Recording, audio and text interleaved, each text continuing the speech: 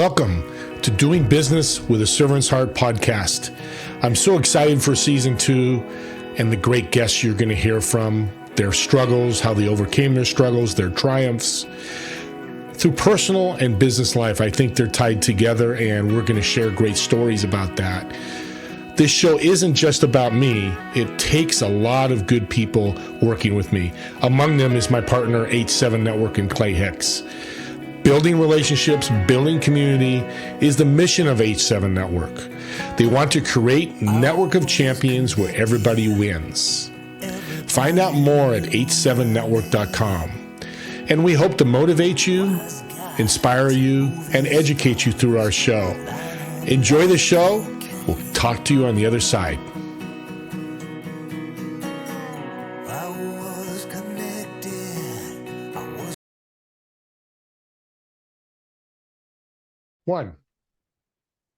Welcome, everyone, to Doing Business with a Servant's Heart. And as I always say, I've got another servant here, but it's going to be interesting. She's serving businesses on the back end when they take payments, and how she can save and make that process so much easier with her service that she provides. Stacy, welcome to the show. Thank you. Stacy Klone rhymes with Tony from KloneWerks, right here with you. We'll never forget that. Well, let's start in the beginning. Why you started all this and what spurred you on to start this company. Yeah, I have a familiar story. 2008, I was graciously asked to leave a very large corporation. I would have done the same thing. If it said Clone's on the building versus Macy's, I would have done the same. But there was roughly 10,000 of us that were let go over about a 3-year span in the Minneapolis market, as we used to be Dayton's, Hudson's, Marshall Field's. And then we morphed and we were bought and sold by Federated, and then bought and sold again to Macy's. And Macy's didn't need all that replication. And my day job back then used to be, I had 69 stores of the marketplaces, and I was the director of operations. So finding my replacement job in 2008 was not as easy to be found, and it meant I would probably have to relocate. And with a husband gainfully employed and 3 children, it didn't look like we were going to be able to move to one of the markets that were bigger markets in the restaurant industry. And I accustomed to what I needed to make. So I opened my own company, and I've had KloneWerks since 2008. And what it's morphed to be, because of my project management skill set, I kept frequently getting called, "Hey, will you shop my insurance?"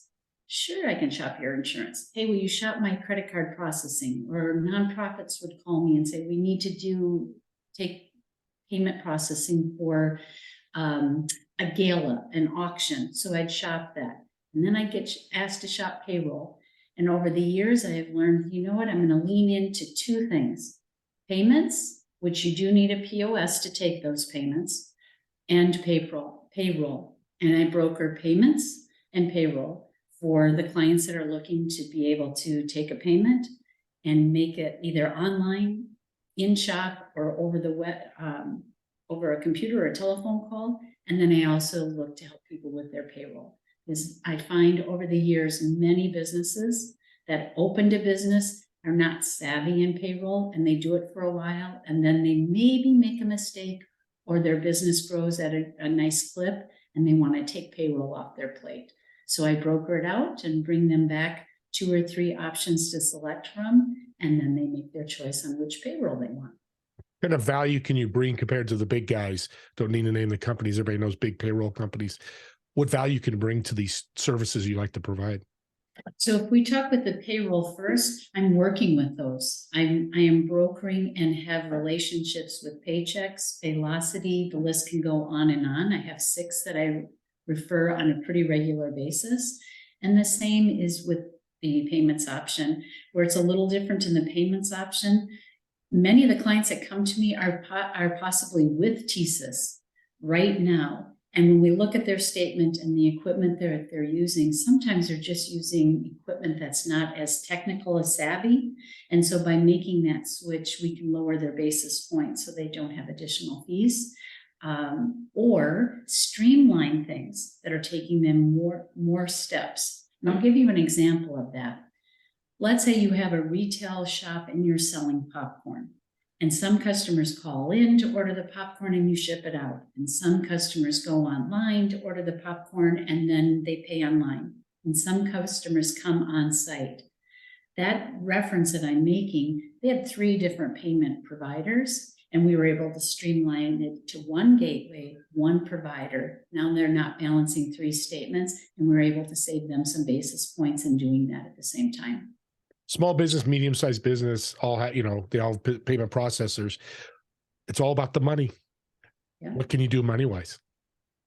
That is correct. I'm going to give you a different example about the money.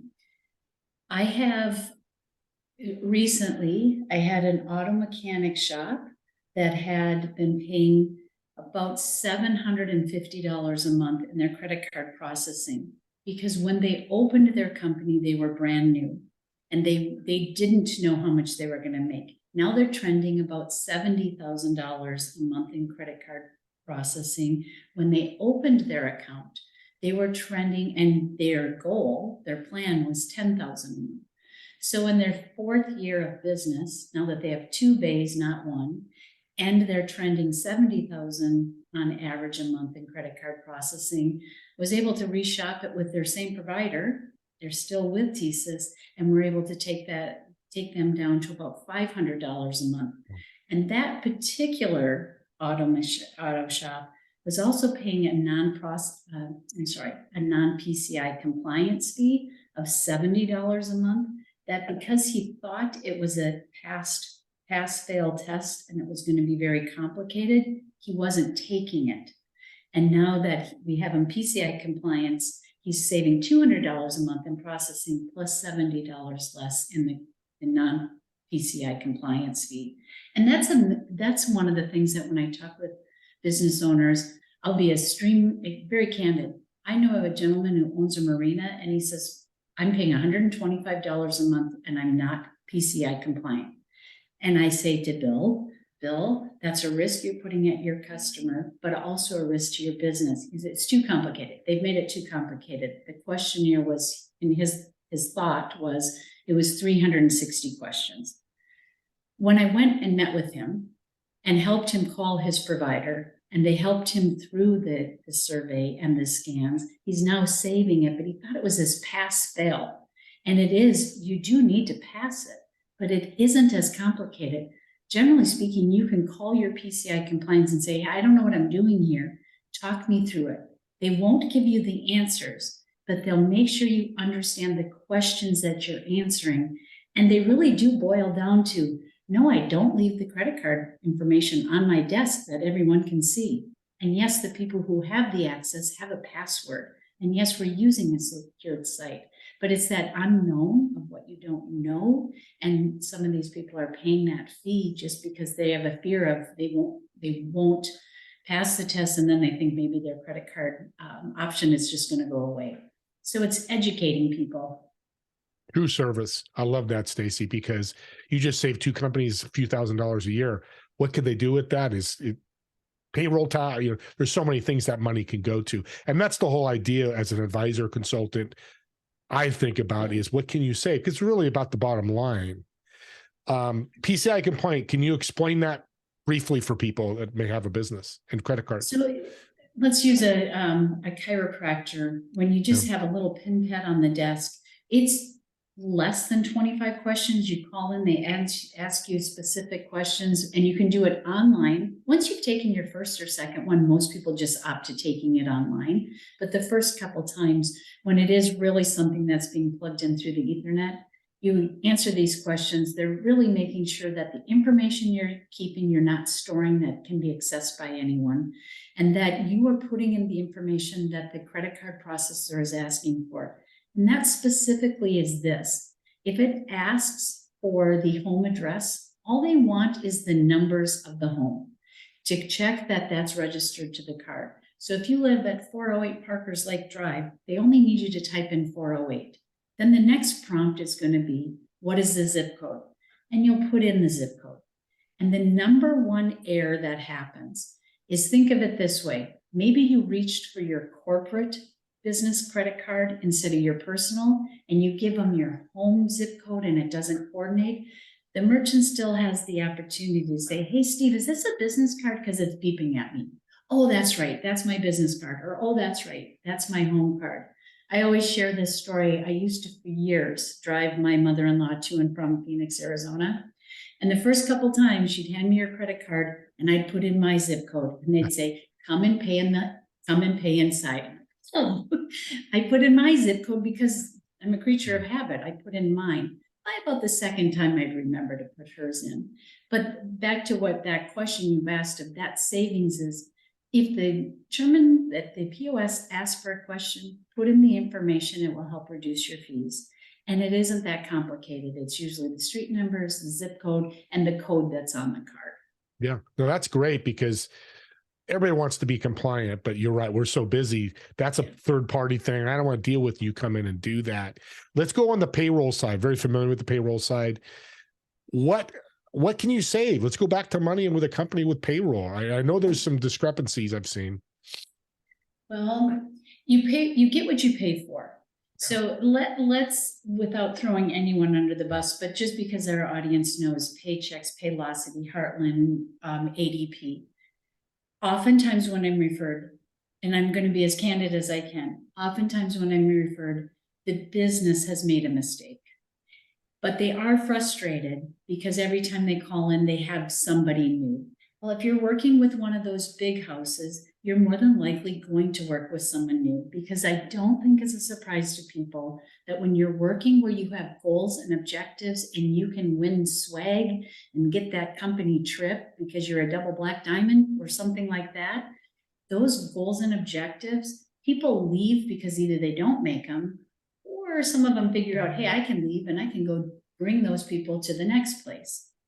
So oftentimes when I get someone for payroll, they're frustrated that when they call, it's somebody different on a regular occurrence, or they've made a mistake, because a lot of the businesses, such as a lawn care provider, he mows lawns all day, they do landscape all day, he has a team of 15 people, and then when he goes home after the day, he's tired and now he's trying to key in payroll. So he literally made a couple mistakes that were costly to him. He was referred to me. We brought him to a different provider, but everything is done.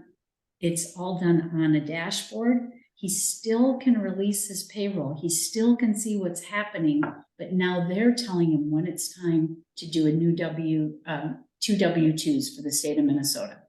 They're telling him when it's time to do any new checking. They're telling him when it's time to give somebody a review. They helped him get his handbook because he had over 10 employees and didn't have a handbook. But you pay for what you get for some of those conveniences. So I can shop and find someone with, let's use 15 as an example, payroll as low as $40 per payroll and as high as $125. But some of the things you need GPS stamping, clocking in and out. And if you say no, you're probably not going to want to have that one that offers it. We can bring you somewhere else.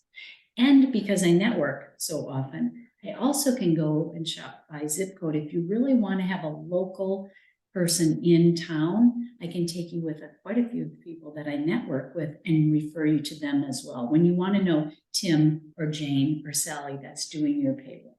But there's all kinds of options. And the gamut can be as low as $40 a month and up to, I think the highest one I've ever written was $125 per payroll. No, I like that because people are busy. We've talked about before with processing. How much time does it, because I want to reiterate this to people listening, how much time do you take? I've got XYZ company. Okay, Stacy, I need to find a better payroll. How much time do you spend shopping? So now I'm going to tell you about a drill company. It's a family owned. One person is the owner draw, and then they have 3 drillers / repair people. I don't know their exact titles, but they drill wells up in Wisconsin. She was telling me payroll was taking her 8 hours per payroll, and they had somebody who had garnished wages. So it was taking her quite a bit of time. 8 hours, I take that back, 8 hours a month. For me to find her payroll, I was able to bring her back 3 different options next day, because I shop it so frequently. I do that whole intake, how many, how frequent, who's on the payroll, what do we need, what don't we need. I go put that out to all the companies and then they give me back that bid. And I usually can turn that around by next day. And when the company that she selected, she got 8 hours back a day. She just gets to see it on her dashboard when it's time to release it. And now she has everything on file that she's supposed to have on file, but it's also cloud-based because she was having a hard time keeping all the records that you need for an employee. And they had experienced an audit of some type, and they had missed their taxes being paid one quarter. And now it's all automated. So it's toggled on to give her reminders, and it's saving her if memory serves me, about 8 hours per month. That's huge. That's such a big, it's just such a way to serve. So if I was going to shop myself, I decide, you know what, I got to change. How much time am I going to take not using you, Stacy, to go find this correct payroll? Or even if I find the correct payroll, I mean, how much time am I going to put into that? Approximately. Yeah, well, when I shop it for people, let's use a nonprofit, a recent one. I probably invested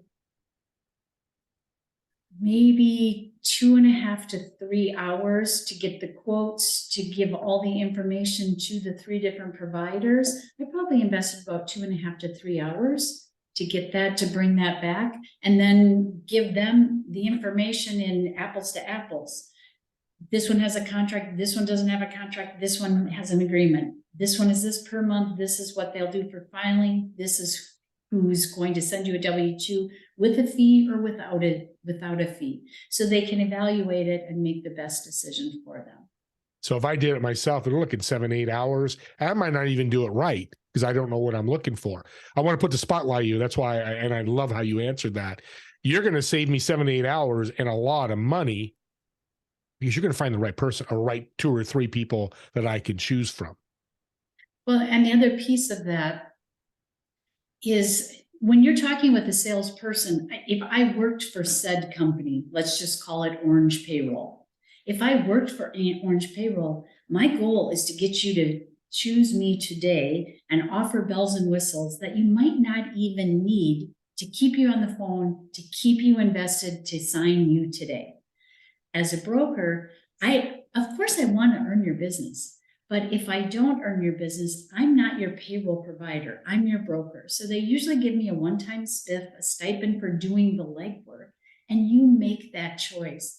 And I'm not trying to layer things on, all those sticky points. Yeah. I'm just really trying to find, based off what you told me and what the needs of the business are, line that up with what you can have out there with a payroll provider. And if you grow and outgrow something, always plant the picture of, wait, there's more. But you don't need wait, there's more always right off the get-go. And in my industry, it's very common. I write a ton of realtors. It's one person who they need a W-2 because they may want to buy a home or a car, and they get paid on commission. So they may have somebody who sits at their open houses or stages their houses for them and themselves. So I'm writing payroll for people as few as 1, 2, and 3s, but now they don't have to worry about any of the filings. We get that done for them. And now they have a W-2 when they want to go make a large purchase. What's one of the biggest mistakes a business makes with payroll? My pause is because I always try to think of the last. Yeah. So the last mistake is the common mistake. They were coming from a provider that was over $120 per payroll, and they ran 2 payrolls a month. And they were frustrated because they weren't getting good response. So she had me shop it out, and I did shop it out, and we found her ones that were about 90. And then if she selected to go with Gusto, I'm only saying Gusto, it's a good product, but the savings was so great with Gusto. She opted to go with Gusto, and I painted the picture, and you can do it. It is a dashboard. So many of my customers really enjoy Gusto. They find it very easy to work with. About 6 weeks in, she said, I didn't know I still had to do it. And I said, well, it's not magic. So she stayed with Gusto for about 6 weeks. She did her couple of weeks worth of payroll. And then she opted to go to the next level up, but she was still in the middle of where she was. That's a mistake sometimes. Sometimes when you buy off of price and you still don't weigh out how much time it's still going to take you, that's where sometimes the errors come in. And her other option was, and we ran the numbers, because I could pay a bookkeeper that I pay X per hour to do it. And then when we ran the math, she was going to be more than her prior provider. So sometimes when you're just looking at cost, the savings outweighs what its functionality is going to be, or what your expertise is. So let's face it, if you are an outstanding landscaper and mow lawns and do all the snow removal, and you don't know all the nuances about payroll, you may want to spend a little bit more to get those resources and that phone number to call when you have a question. You have an employee issue, you have resources. So sometimes it's purely cost that people make the decision off of, and then they have to reshop it faster than they thought. Right. And I love, great advice. Let's do a shout out. How can people reach out to you? I know people are listening going, I need to talk to Stacy. How can they find you? Well, if they're looking for Stacy Klone Rhymes with Tony, they can find me at H7 every Tuesday morning, 8:30 Central at Minneapolis and beyond. They can also find me on LinkedIn. I spend an awful lot of time through LinkedIn networking and referring people and helping people with recruiting. And they can just call me or email me. And I don't know if you want me to throw that information out. You want to, yeah, throw it out there if you want. So the best way is probably to email me, and that would be Stacy at KloneWerks.com. And Stacy is STACY at Klone, KLONE, works, WERKS.com. Stacy at KloneWerks.com. Perfect. Well, I love that. I'm going to do a favor, because can I get a little crazy? Sure, I'd like to get crazy on these shows. So I'm going to, first two people that reach out to you, Stacy, I'm going to send them a gift, because I think people need to talk to you, and I don't think they should. I talk to business owners all the time. Payroll and processing is a big financial draw. So if you can save them money, it's going to save a lot of businesses. We're right out of time here. If I could get one more favor from you, can you just leave my audience a tip that's helped you through your journey in life? Absolutely. And I'm going to lean into the camera. And if you're just listening, I've got gestures here and everything. Here's my tip for you. Go to your dashboards. Go to the envelope. Open the statement. Whether you call me or you call your current provider, look at your statements. There's things sunsetting. The card not present is costing you more money. You may have missed something that's costing you more money. The answers are in the statement. I truly mean this when I say it. I do not think that payroll providers and credit card processors are trying to take money. I believe they're putting the information on the statement. You have to open them, you have to look at them, and you have to ask those questions to get the value out of that. Call your person if you don't know what you're looking at, or give me a call and I'll give you no obligation. I'll tell you, oh yeah, you are paying PCI non-compliance fees, or hey, your basis points, you're paying more because of card not present. I might be able just to tell you how to use your equipment better, or give you savings of education that will save you money. But open and look at your statements.